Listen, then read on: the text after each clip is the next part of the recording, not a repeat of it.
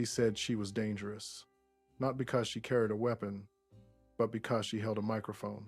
Ray Charles admitted that legends like Aretha Franklin and Etta James were incredible. He called them bad, but he dropped a heavy truth. He said on any given night, none of them could touch her. Picture this. Her voice was not just a sound, it was a force. It hit you like a wave of heat. It mixed the Holy Ghost of the church with the grit of the blues. It gave you chills. It upset the church elders, but it made the world dance. Here is the deal. Regina King played her in the movie Ray. She had to rely on that powerful voice to find the character. Why? Because history tried to erase her. There was barely any information left. She was one of only 4 women Ray truly cared about. She started in Statesboro, Georgia, directing a church choir. She ended up carrying the soul of a legend. But the price of fame is high. And the higher you fly, the harder you fall. Who was the woman that made the genius of soul tremble?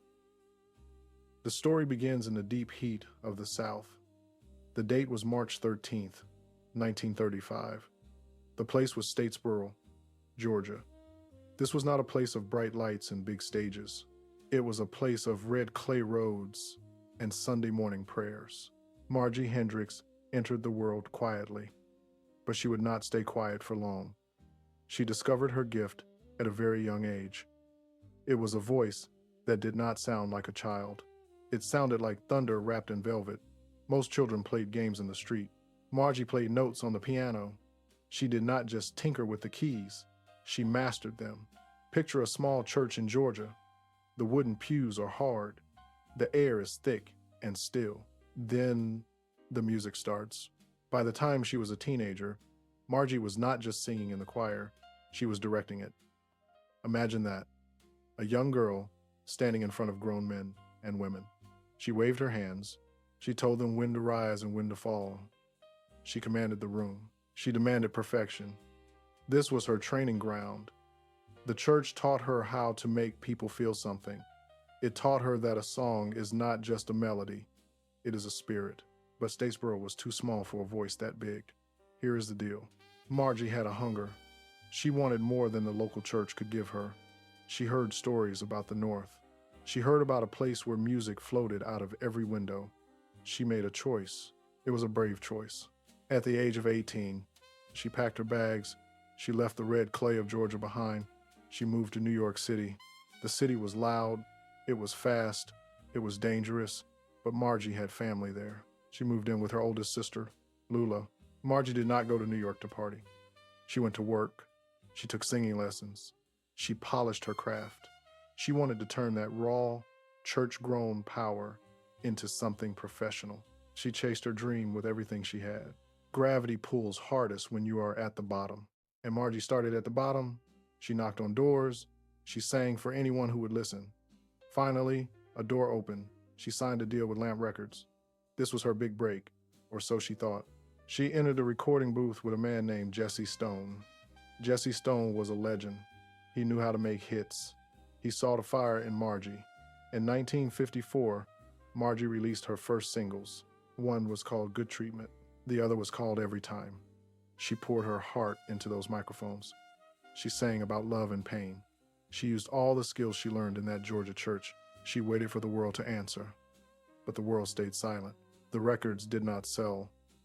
The radio stations did not play them. The songs did not make any noise on the charts. Imagine the disappointment. She had left her home. She had worked day and night. She had signed a record deal, and nothing happened. Most people would quit right there. They would pack their bags and go back to Georgia. They would say the dream was too hard. But wait, it gets deeper. Jesse Stone did not give up on her. The records flopped, but he kept her on the label. He knew she had something special. He just needed to find the right place for it. At this same time, Jesse Stone was working with a girl group. They were called the Cookies. The Cookies were doing well. They had moved over to a bigger label called Atlantic Records. Atlantic Records was the major leagues. They were making a name for themselves. They were climbing the ladder. But fame brings trouble. One of the members of the Cookies had a falling out with Jesse Stone. We do not know the exact words they said. We just know the result. The relationship shattered. The singer left the group. Suddenly, there was an empty space. The Cookies needed a voice. They needed someone strong, They needed someone who could sing the roof off the building. Jesse Stone knew exactly who to call. He replaced the former member with Margie Hendrix. This was the moment everything changed. Margie stepped into the group. She brought her Statesboro soul to Atlantic Records. She started singing background vocals. She learned how to blend her voice with others. She learned how to support a lead singer. She did not know it yet, but this path was leading her straight to a man named Ray Charles. She was about to meet the genius who would change her life forever. She was about to find the fame she dreamed of, but she was also walking toward a fire that would burn brighter and hotter than she ever imagined. Margie had the voice of an angel, but soon she would sing the devil's music. The church girl from Georgia was ready for the spotlight, but was the spotlight ready for her? The silence was louder than the applause. She had tasted failure with her solo records. Now, she had a second chance. But here's the thing about second chances. They often come with a heavy price tag. Margie joined the Cookies. They stood behind the microphone. They waited for the music to start, and then the genius walked into the room. The moment Margie Hendrix stood behind that microphone, the chemistry changed. It was chemical. It was electric. Here is the deal. Ray Charles was already a star, but he was looking for something else. He was looking for a sound that did not exist yet. He wanted the raw power of Sunday morning worship, but he wanted to play it in a Saturday night juke joint. He found that sound in Margie Hendrix. When Margie joined the group, the Cookies transformed. They became the Raelettes. And Margie was not just a background singer. She was the spark that lit the fuse. Picture the scene. The year was 1958. The venue was packed. The air smelled of cigarette smoke and cheap perfume. The band started playing. The rhythm was low and dirty. It was the blues. But then, the voices kicked in. Margie led the women. They did not sing soft, sweet harmonies. They wailed. They shouted. They used the same call and response style you heard in the Baptist church. Ray would sing a line. Margie would answer him. She did not back down. She challenged him. The source material tells us a heavy truth. Margie's voice was the reason Ray started mixing the blues and the gospel sound together. This was revolutionary. Today, we call it soul music, but back then, they called it blasphemy. The church community was upset. They said Ray was taking the Lord's music and giving it to the devil. They said you cannot mix the holy with the profane. But Margie did not care. Ray did not care. They knew they had struck gold. Her voice was described as a powerful, church-like sound. It gave you chills. It cut through the noise of the band. It demanded you listen. Regina King, who played Margie in the movie Ray, said it best. She had to rely on Margie's voice to guide her. That voice held pain. It held power. It held a history of struggle. Imagine the song Nighttime is the Right Time. This was their battlefield. The song starts slow. The beat is steady. Ray sings his verse. But then the song builds. It climbs higher and higher. Then Margie takes over. She screams. It is a primal sound. It is not pretty. It is real. She repeats the phrase baby over and over again. Each time she gets louder. Each time she gets more intense. It sounds like a woman fighting for her life. It sounds like a woman demanding to be loved. On stage, Ray and Margie were like two fighters in a ring. He pushed her. She pushed back harder. The energy was terrifying. It was beautiful. Gravity pulls hardest on the heavyweights. And they were heavyweights. The records started flying off the shelves. The money poured in. They were traveling the country. They were playing the biggest theaters. For a black woman from Statesboro, Georgia, this was the peak of the mountain. She was driving fast cars. She was wearing expensive furs. She was standing next to the genius of soul, and she was matching him note for note. Ray Charles admitted it himself. He listed the greats. He talked about Aretha Franklin. He talked about Gladys Knight. He talked about Etta James. He said those girls were bad. That means they were incredible. But then he dropped the hammer. He said on any given night, none of them could touch Margie. That is a massive statement. Ray Charles was a perfectionist. He did not give compliments easily. He fired people for missing a single beat, but he looked at Margie with awe. She was his muse. She was the fire in his engine. Without Margie Hendrix, the Ray Charles sound we know today would not exist. They broke barriers. They forced the world to listen to black music in a new way. They took the pain of the segregated South and turned it into art that everyone had to respect. The movie Ray won awards because it captured this heat. Jamie Foxx won the Oscar for Best Actor. He won at the Golden Globes. He won at the British Academy Film Awards. Why did the movie resonate so much? Because the story was real, the music was real, and the woman standing in the shadow of the genius was real. Margie had everything. She had the fame. She had the respect of the greatest musicians in the world. She had the love of the crowds. But fame is a tricky thing. It shines a bright light, but bright lights cast long shadows. While the world saw a smile, the shadows were growing. The chemistry between Ray and Margie was explosive on stage. But explosives are dangerous. They were mixing business with pleasure. They were mixing love with work. And they were living life in the fast lane.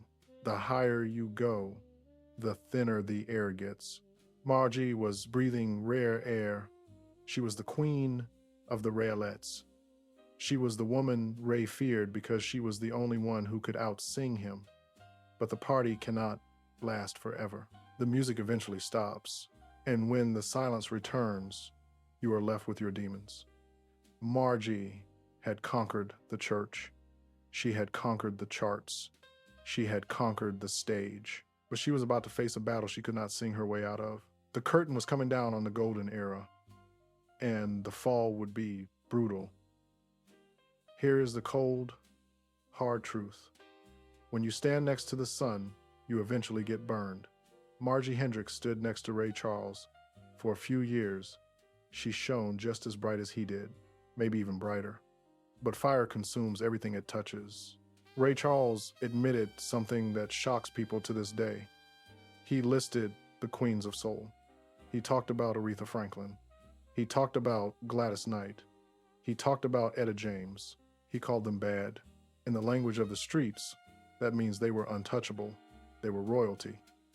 But then Ray dropped his voice. He said on any given night, none of those legends could touch Margie. Picture that. Imagine being better than Aretha. Imagine having more fire than Etta. Imagine being the one voice that the genius of soul respected above all others. That kind of power is dangerous. It is heavy, and if you are not careful, it can crush you. Margie had the voice. She had the rhythm. She had the church-like sound that gave you chills. But she did not have the armor to protect herself from the world of fame. The source material tells us a heartbreaking fact. Years later, actress Regina King was hired to play Margie in the movie Ray. Regina King is a professional. She wanted to do her homework. She wanted to study Margie's life. She looked for interviews. She looked for footage. She looked for history. But she found almost nothing. Regina King said in an interview that there was not much information for her to go on. Think about that for a second. Margie was the woman Ray Charles feared. She was the woman he loved. She was the spark that created soul music. And yet, history had almost erased her. How does a woman so loud become so quiet? How does a star that big vanish into the dark? Here's the deal. The fall did not happen all at once. It happened note by note. The source tells us that Margie's voice was the reason Ray started mixing the blues and the gospel. This was the unholy mix. It made them rich, it made them famous, but it also made them targets. The church community was upset. They saw a woman raised in a choir, a woman who used to direct the singers on Sunday morning, screaming the blues on Saturday night. The pressure was immense. Margie was walking a tightrope. On one side was the church, the place she came from. On the other side was Ray, the man she followed. The movie Ray shows the cracks forming. It shows the arguments. It shows the tension. Jamie Foxx won an Oscar for playing Ray. He showed the genius, but he also showed the darkness. And standing right in the middle of that darkness was Margie. She was one of only 4 women Ray truly cared about. The list was short. His mother, Aretha Robinson, his wife, Della Robinson, the singer Marianne Fisher, and Margie Hendrix. That is an exclusive club. To be in that club, you have to give a piece of your soul. Ray was a perfectionist. He demanded total loyalty. He demanded perfect pitch. Margie gave him everything she had. She gave him that powerful, church-like sound. She gave him the chills that the audience felt. But you can only scream for so long before your voice breaks. Regina King had to rely on the recordings to find Margie. She listened to the pain in the voice. She let the music guide her because the history books were empty. This is the tragedy of Margie Hendrix. She did not have the long career of Aretha Franklin. She did not have the massive hit records of Gladys Knight. She had a moment, a burning, blinding moment of greatness. She helped build the legend of Ray Charles. She helped invent a new genre of music. She took the spirit of Statesboro, Georgia, and threw it in the face of the world. But when the lights went down, she was left alone. The history books mention the falling out that Jesse Stone had with a member of the Cookies that opened the door for Margie. But the door swings both ways. Fame is a revolving door. You spin in, and if you are not lucky, you spin right back out. Margie's story serves as a warning. Talent is not enough. Being the best is not enough. Even having the love of a genius is not enough. You need to survive the machine. Margie Hendrix gave us the sound. She gave us the energy. She gave us the raw, unfiltered emotion that makes Nighttime is the Right Time a classic. But the silence that followed her life is louder than any song. Regina King brought her back to life for a moment on the screen. She reminded us of the woman who could outsing the best of them. She reminded us of the woman Ray Charles truly respected. But we are left with a question. Why did we let her be forgotten? Why was there not much information left? Maybe it is because she gave too much. She poured everything into the microphone. She left nothing for herself. She was the underdog who climbed to the top of the mountain. She looked down at the world. She made the genius tremble, but gravity always wins. The music fades. The crowd goes home. And the girl from Statesboro, Georgia, became a ghost in the liner notes of history. She shattered the glass ceiling of what a black woman could do on stage, but she was cut by the falling shards. Her legacy is not in the interviews she gave, because there are none. Her legacy is not in the books written about her, because they do not exist. Her legacy is in the groove. It is in the way Ray screams her name on the record. It is in the chills that she gives you 60 years later. She fell from the spotlight, but she landed in our souls.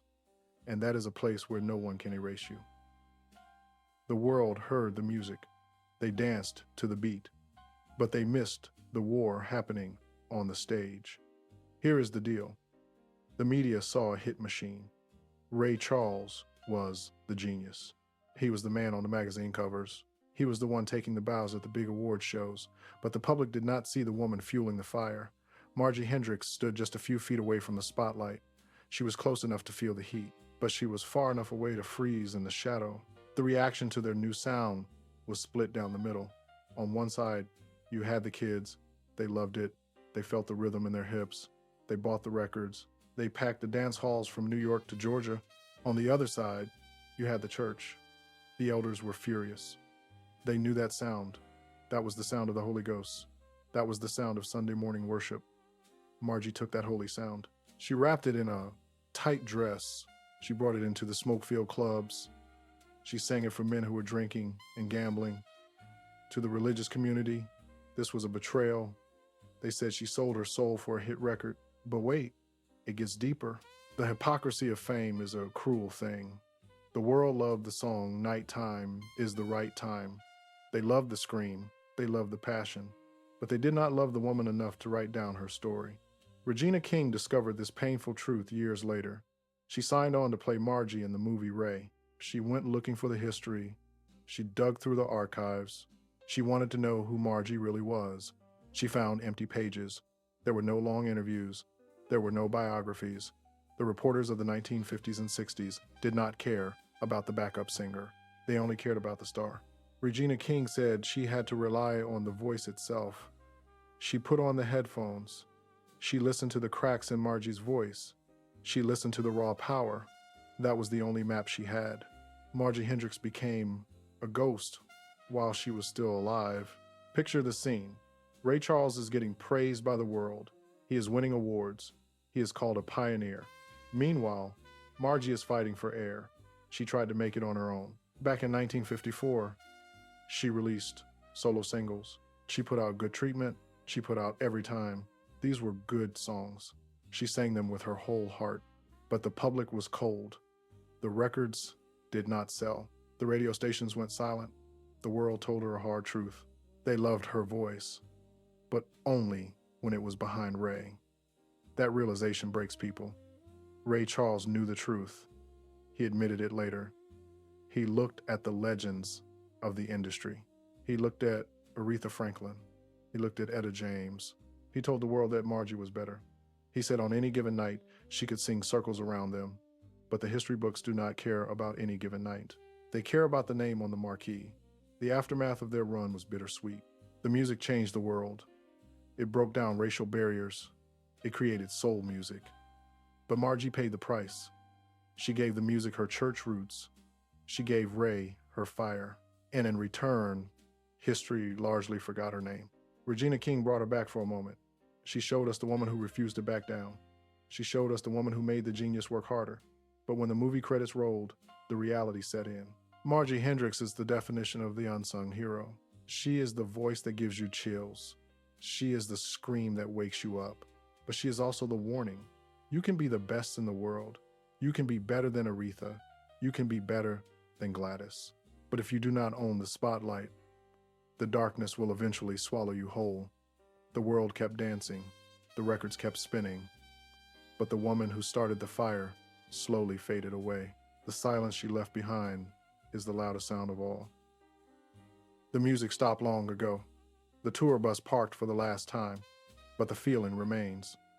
Margie Hendrix left us with a mystery. She came from the red clay of Statesboro, Georgia. She conquered the church choir. She conquered the biggest stages in the world. And then she slipped away into the quiet. But here is the deal. You cannot kill energy. You can only transform it. Margie transformed the world of music. She did not just sing background for Ray Charles. She was the fuel in his tank. When you hear the raw, screaming emotion of soul music today, you are hearing Margie. She broke the rules. She took the Holy Spirit of the gospel and mixed it with the grit of the blues. People said it was wrong. They said it was unholy. But Margie proved them wrong. She proved that pain sounds the same in a church pew as it does in a nightclub. Ray Charles told the truth. He admitted that the biggest names in history could not touch her. He put Margie above Aretha Franklin. He put her above Etta James. That is not just a compliment, that is a coronation. Regina King played the role perfectly in the movie Ray. She had to search for the character because the history books were empty, but she found the truth in the recordings. She found a woman who refused to be small. Most people measure success by trophies. They look for gold records on the wall. They look for long biographies in the library. But Margie Hendrix has a different kind of legacy. Her legacy is in the groove. It is in the chills you feel when the song Nighttime is the Right Time plays. That scream is not acting. That is real life. That is a woman fighting to be heard. Gravity pulls us all down eventually, but some voices fly too high to be caught. Margie gave everything she had to the music. She lived hard. She loved hard. And she sang until she had nothing left to give. The industry might have forgotten to write down her story, but the music remembers everything. We remember the girl who made the genius tremble. We remember the voice that could not be tamed. Some stories end without closure, but dignity doesn't need applause. What do you think about the woman who outsang the legends? Do you think Margie gets the respect she earned? Let us know in the comments below. We want to hear from you.